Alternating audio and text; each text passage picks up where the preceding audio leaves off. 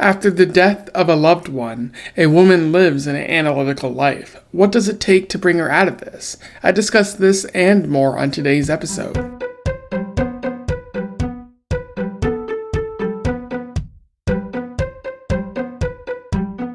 Welcome back to Around the Weird, a booktube channel where I talk about all the unusual and out of the ordinary literature that I've found in my travels. Today I want to talk about a book that I read, one that is about boxes, furniture companies, and relationships. I am referring to The Very Nice Box by Laura Blackett and Gleichman, which was published in 2021. Pretty interesting cover here, very analytical, which is one of the themes of the book. But you might have noticed I talked about two authors there. Very unusual to see two authors writing a book. You see that in movies and probably television shows from time to time, which one person can help the other see what they might have missed. But I feel like when that happens with books, you get two different voices. Or you might get two different voices. Does that happen here? I'll talk a little bit more about that later in my analysis. But for those who don't know, Eve Gleichman and Laura Blackett are two white American authors from New York, I believe. They've only been writing for like the past 10 years, or at least getting published for the past 10 years, maybe even 5 years. This is one of the books they've published, and the other one was published this year in 2024. So not a lot to their name. I think they might have written some articles or short stories as well. And they apparently found each other in at writing school. So very interesting way that they're kind of getting together there. I think they might be LGBT. I don't know where, but based on what other people have written about them, that might be true, which is very timely because it's Pride Month, of course, at the time that I'm talking about this. So it's a good choice. I should point out that I picked this out at random from my local library. Don't forget to patronize your local libraries. They might have interesting and strange books like this one. And I'm just surprised I managed to find a book by two LGBT authors at random at my library, because it doesn't happen very often. But yeah, this is a very interesting book. I won't spoil it, although I'm probably not going to recommend it later for particular reasons. Again, watch along to find out why. But this came out in the past 10 years, so I of course won't be spoiling it. But I might in the analysis section, so just stay tuned for that. And so without further ado, let's talk about The Very Nice Box. I will read it, or not read it. I will do a summary, a little bit of analysis, and we will move on from there. So The Very Nice Box focuses on Ava. She is an introverted, analytical woman working at the Stata Furniture Company. It's kind of like an IKEA stand-in. She's isolated herself. She doesn't really live to be spontaneous. She has a certain routine, and if that's interrupted, she doesn't like it. And at the start of this story, we find out that she has a new boss, a man named Matt Putnam. He's younger than her, which she doesn't like because he's her boss. He's extroverted, which he's very charismatic, which a lot of people like. He's able to get what he wants from people that way. But he's some people, he rubs the wrong way. And Ava is initially one of them, although she soon grows to be fond of the man, wanting to be friends and whatnot. We also see that memories of a woman named Andy. Ava is bisexual, and she had a relationship with a woman named Andy. Andy proposed to her, but unfortunately Andy died in a car wreck with Ava and Ava's parents.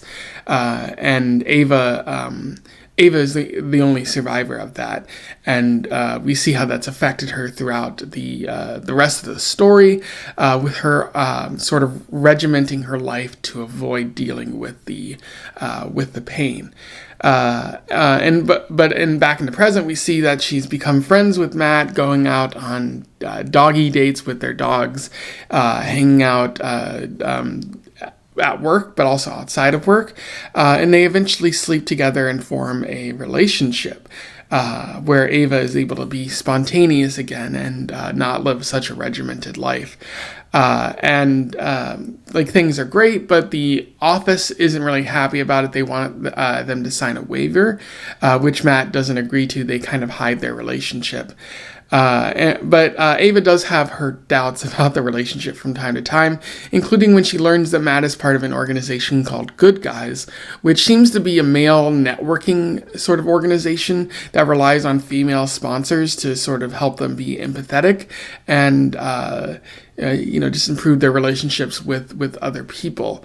But Ava doesn't really understand it, and it's kind of strange to see like a man be a part of this thing. It feels more like a cult than anything else. Unfortunately, the office does not like this continuing relationship, so Ava's boss Judith has Matt transferred to another location called Gambier. Matt wants to continue this long distance relationship, but Ava decides to break up because they know that eventually over time the relationship's going to suffer as a result. Ava then goes on a number of dates, but they're all bad, and Ava is unhappy about having to break up with Matt because of what he meant to her. But eventually Matt does return. He says he quit his job in Gambier. He's come back to get his job back at the Red Hook location in Brooklyn. Ava's really happy about this. They go back to the state office. Matt is let in by a security guard, and he tries to get his job back, but ultimately he fails in that regard. And Ava and Matt go and live together, and the rest of the story takes place from here. Now, what happens? What does Ava find out about Matt? Does the relationship continue?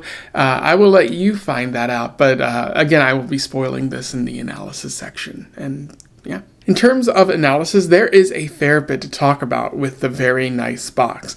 A lot of good things, but also some bad things that maybe didn't really work out with the story. And so one of the themes that the Blackett and Gleichman are talking about are red flags. Blackett and Gleichman highlight how easy it is to miss or ignore problematic behavior. I haven't been in a lot of relationships, but I've seen others be in relationships, and others have pointed out they should have seen red flags coming, but they just didn't for one reason or another. And with Ava and Matt's relationship, there are a number of red flags that as you're reading it, you're like, oh no, Ava, be careful about this. And she misses them, or we see through the narrative that she's willing to ignore it. And this would include Good Guys, an organization that seems harmless on the outside, but once you look at it, you see a lot of real world parallels that aren't good. Why do men need to go to this organization to be empathetic towards women? Shouldn't that be something that a 26-year-old like Matt has already learned about? Why do you have to be taught this? Why does he need it for networking? Why does he need it? What exactly is it teaching him? You could kind of argue that it's like religion. It's a form of spirituality, or even just connectedness with your community. But it does seem like there's something more sinister about Good Guys, which we do find out a little bit later. And then there are some discrepancies in Matt's story. He talks about lying, but they're white lies rather than just or misunderstandings, as he says. So he's willing to lie, and Ava kind of sees past that a little bit. The lack of a job after he comes back from Gambier, he just kind of lives with Ava, and it's okay not to have a job, but Matt doesn't really seem interested in going and finding one, which is problematic. And then his risk-taking behavior, it's normal to take risk, but Matt seems to be very heavy with the risk-taking in a way that suggests that his mental health isn't the best that it could be. Ava's overlooking a lot of this, and you have to ask, why does she ignore it? And I think one of the reasons that Blackett and Gleichman get at is that love is illogical, and of course you're going to ignore red flags if you're in love, because things might seem small at first, but they quickly grow out of proportion. But you don't see that because of love, because love, causes our brains not to work sometimes. It's easy to understand why you might ignore something with love. But there's another reason is the desperation, especially after Andy dies. Ava's been isolated for so long. She hasn't had that opportunity for love.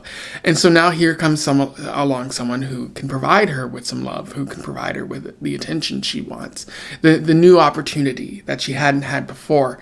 And so if you're in that kind of mindset, you might be willing to ignore a few problems, or you might be trying to reinterpret it so that they're not problems, because again, like if Matt goes away, there's that second love that she's lost. A lot of people don't get that second opportunity at love, like that, like she got with that first opportunity with Andy.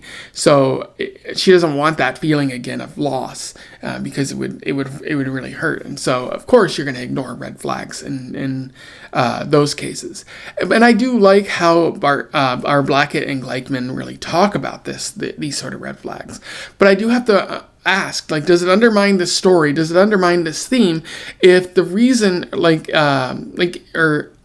it undermine it if Matt killed her parents? If Matt is the reason that her parents are dead? Because we find out later in the story that the person who head-on collisioned her parents and got away with it was Matt. Like, he was responsible, and then he wormed her way back into her life, which is very strange.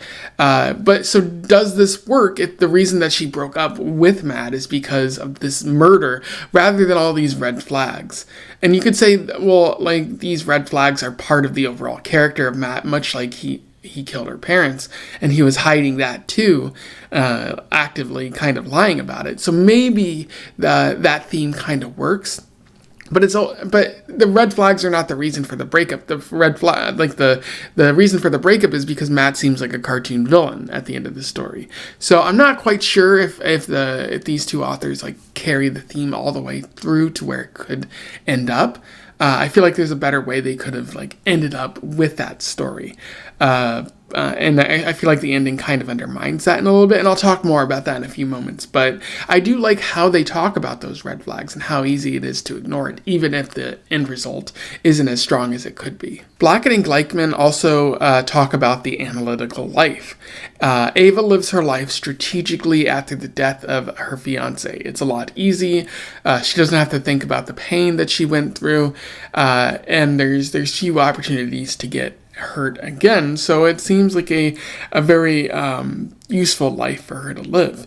However, we see that she lives a sterile she lives in a sterile, well-organized apartment filled with a lot of stuff from her company, from the company that she works for, and it just seems like a showroom, as one character notes, more so than anything else. It doesn't seem like someone lives there. It seems like someone's showing off the furniture, showing off a very unlived kind of lifestyle, which is unfortunate. And there is a lot of structure to this as well, not only in her apartment, but the way that she lives her life, which is 30 minutes at a time, according to her rehab schedule that she was once doing because she got hurt in the accident.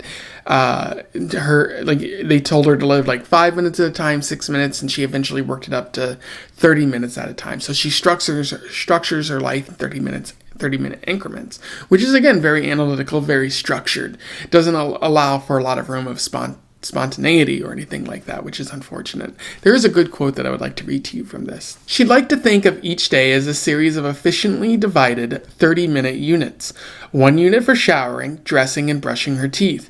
1 unit for breakfast and coffee. 1 unit for walking Brutus along the perimeter of Fort Greene Park. 1 unit driving to the state offices in Red Hook. And that's a very interesting kind of quote. Part of chapter 1, which is, you could take anything from there and really get a better understanding of this analytical life that Ava is leading. But it really just gets at the fact that she's kind of blocked off her life in these 30-minute increments, which the more you learn about, the more you realize, like, she's not allowing herself to connect with others in that way. It's just her dog, her work, and not a lot in between. Kind of a very boring but very well protected life. And any change is unwelcome. She avoids anyone who tries to bring that change because I think it might force her to confront, the death in her life, the sadness, the isolation in her life. However, she does meet Matt, and that brings about a very positive change for her. Again, spontaneity enters her life. She's encouraged to sort of heal from this loss that she experienced. There's a lot of opportunities for growth in that way, it seems like a welcome change for her. And what's interesting is the authors kind of highlight how cold and isolating that life is. It's clear this analytical life where there's no spontaneity, there's no connection with others, it's not a healthy life. You don't want to live that life. And Ava should have talked to someone or should have reached out to people to have more connections in her life so that they could help her deal with this loss that she hasn't quite gotten over.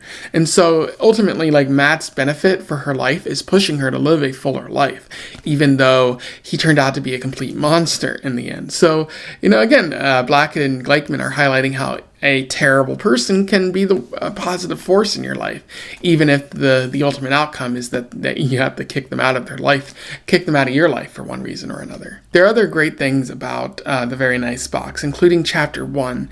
I think Chapter 1 is a brilliant and great setup for highlighting who Ava is and what the setting is that we've found ourselves in. How Ava is analytical, lives a very structured life, and doesn't allow for much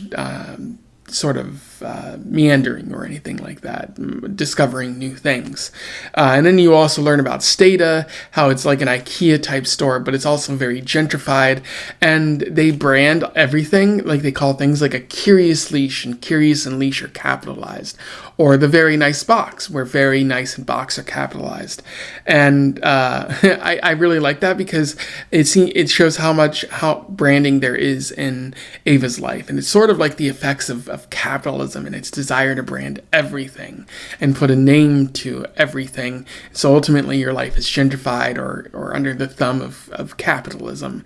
And that's kind of a side thing. I don't think it's as fully explored as it could be, but it's present in the story, and you see it in Chapter 1. And again, it's a very great setup for the rest of the story. And then the other thing that I need to talk about is, of course, the twist ending, which completely derails the story in my opinion. The twist at the end is that Matt is the one who ran, he did a hit and run by accident. He killed Andy, her fiance, Ava's fiance, and Ava's parents. And then years later, he showed back up into her life, wormed his way in through connections with the job. Turns out he didn't have a business degree, which he said at the beginning of the story, and so he's been lying about that. And he's also been pretending to be her therapist because she has a therapist app, and he's somehow connected with the person who runs that and has been texting her the whole time, which we see throughout the story, sort of persuading her to stay in this relationship. And it's very absurd to see how much somebody would weasel their way into someone's life just to get forgiveness. Obviously that doesn't happen in real life. And it's pretty similar to a book I talked about a couple months ago called Remember, where the main character in that story, her parents die in an accident, and the guy that she's dating turns out to be the person who did it, who weaseled his way back into their life because they loved this character and they wanted to get forgiveness in some way or make amends for what they did. And that's not really what happens in real life. If somebody does a bad thing, as I said in my review for Remember, they're not going to do that. They're not going to re-enter your life. They're not going to try to seek forgiveness in that way. There's very little closure in these sort of events. And in that way, this doesn't feel authentic to real life. Again, which is a problem I had with Remember. This goes from like a very reasonable story that you could see happening to something that goes off the rails very quickly. And so you end up with like two tones of the story, it just feels weird. And my biggest problem is that Matt goes from like this stupid, immature, and very controlling guy, someone that you could see in reality. Like he's well-intentioned, but he's also a manipulative man. And like these red flags make him a very terrible like relationship partner, especially at this point in his life.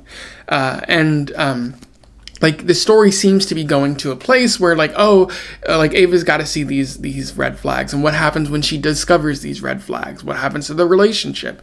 Or is Ava just going to continue and ignore them, and that's going to hurt her maybe?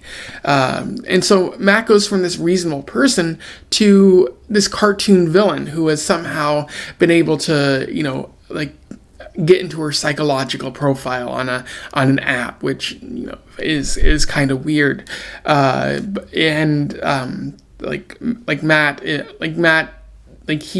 He's hovering over her like at an office party in a very strange way. He's the one who killed her parents. The story no longer becomes about those red flags. It becomes about this cartoon villain who killed her parents. And I keep saying that, but it undermines the story. It completely derails the story, and it turns into an unintentionally hilarious kind of thing. The story is meant to be funny, but it's not funny in the way that I think Blackett and Gleichman intended. And so I think the twist just kind of ruins it. I was really enjoying this story until I got to the last third. I also think the story has some weird commentary on gentrification and activism. In a way, I think the story's trying to get you to side with Stata, which is gentrifying the Red Hook area. It's trying to get you to see the activist as wrong or foolish or too young to actually make a difference. And I don't like any book that tries to do that, because it's painting activism as something you shouldn't be doing. And I don't think Blackett and Gleichman ever come out and say that, but it feels like that's rooted underneath the surface of the book in some way. And the last thing I want to talk about is the fact that there are two authors in this book. I wouldn't say I noticed strongly that there were two different tones here. It does seem like it's there, but it doesn't completely derail the whole story until the very end. And I do think that at the end, you end up with a completely different story than what was started at the beginning. Maybe that's intentional. Maybe I'm just missing the point here.